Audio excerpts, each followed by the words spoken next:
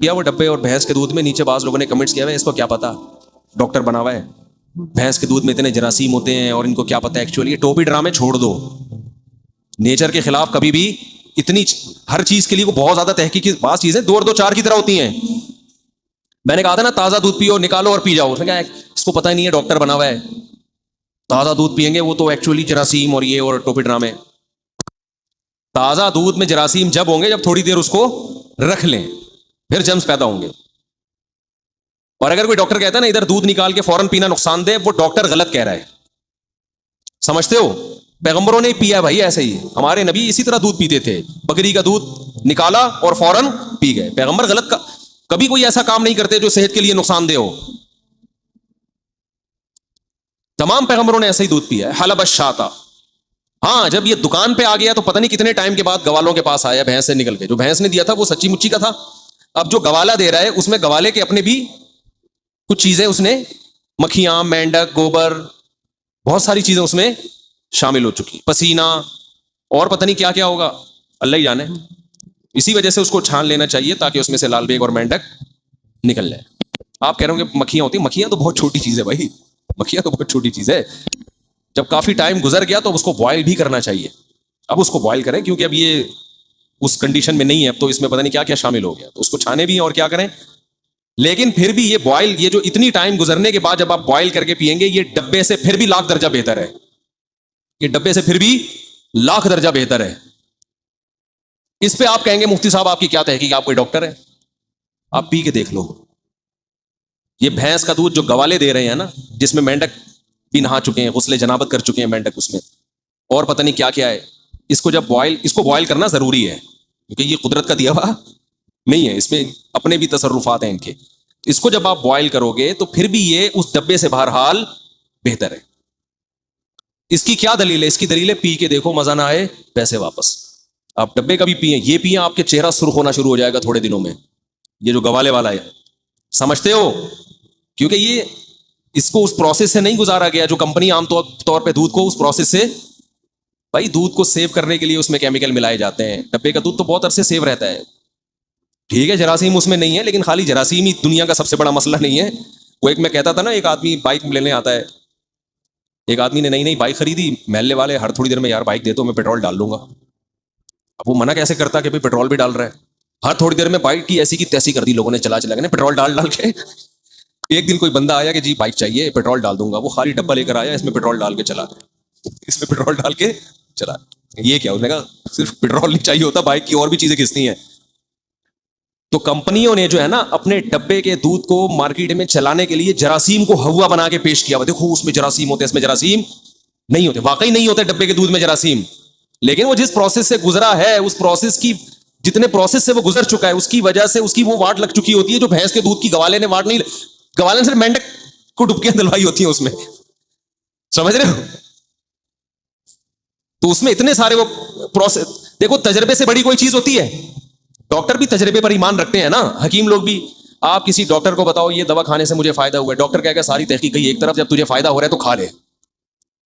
بھائی ڈاکٹر اگر کہے بھائی یہ کھائیں یہ نہ کھائیں, آپ کے ڈاکٹر صاحب اس سے فائدہ ہوا ہے اس سے نہیں ہوا, تو کہہ رہے ٹھیک ہے ریسرچ تو یہ بتاتی ہے کہ یہ اچھی ہے, لیکن اگر تجھے اس سے ہو رہا ہے تو بھائی ہو رہا ہے تو پھر یہی اچھا ہے. تجربے سے بڑی کوئی دلیل بولو نہیں ہوتی.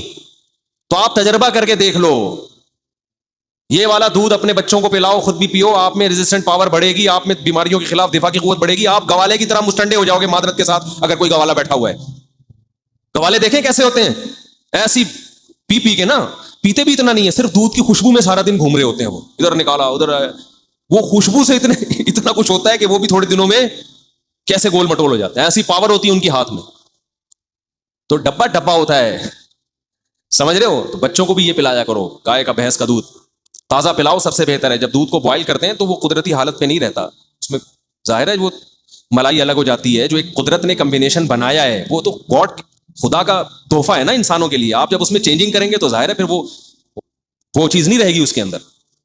دودھ اتنی زبردست چیز ہے, اللہ نے بڑے اہتمام سے دودھ کی تعریف کی ہے قرآن مجید میں. وَإِنَّ لَكُمْ فِي الْأَنْعَامِ لَعِبْرَةً, تمہارے لیے ان جانوروں میں عبرت کا سامان ہے. نُسْقِيكُم مِّمَّا, ہم پلاتے ہیں. ہم دودھ کی نسبت اللہ کس کی طرف کر رہے ہیں؟ سب کچھ ہی اللہ دیتے ہیں, لیکن دودھ کو اللہ ایک تو اس اسقی بھی نہیں ہے, اسقی کا مطلب میں پلاتا ہوں,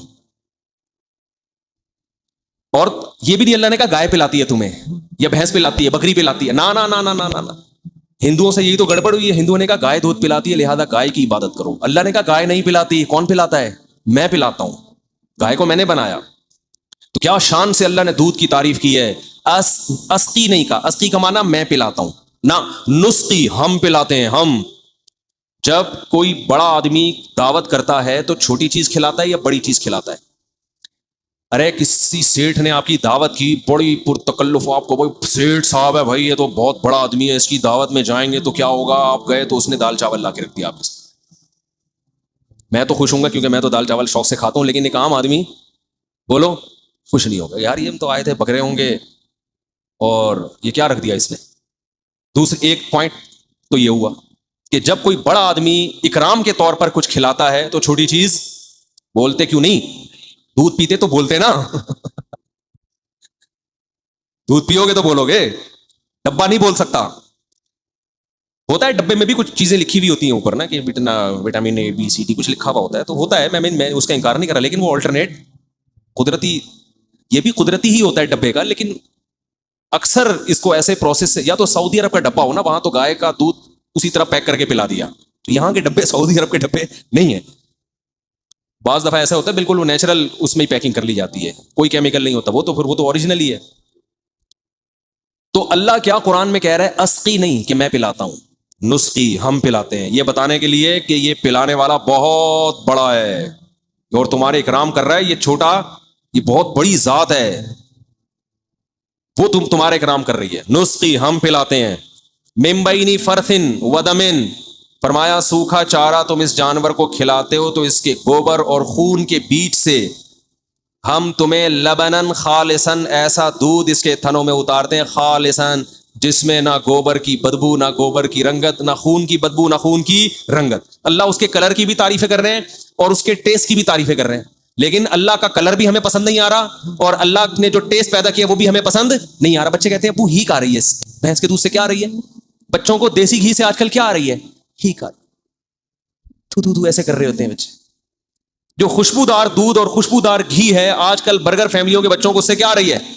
یہ ہے آرٹیفیشل کا نقصان۔ سمجھتے ہو پاپڑ کھانے کا یہ کیا ہے؟ یہ نقصان ہے، جو پاپڑ کھائے گا دودھ نہیں پیے گا وہ۔ تو اللہ فرماتے ہیں من بین فرث ودمن لبنا خالصا، لبن خالصاً جس میں نہ گوبر کی بدبو، نہ خون کی بدبو، نہ گوبر کی رنگت، نہ خون کی رنگت، یہ تو اس کا کلر ہے، اور مزہ کیسا ہے؟ سائغ للشاربین، پینے والوں کے حلق میں پھسلتا چلا جاتا ہے۔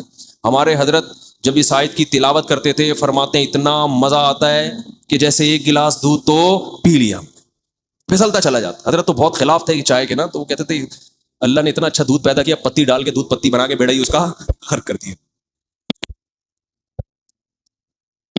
یہاں بھی اللہ نے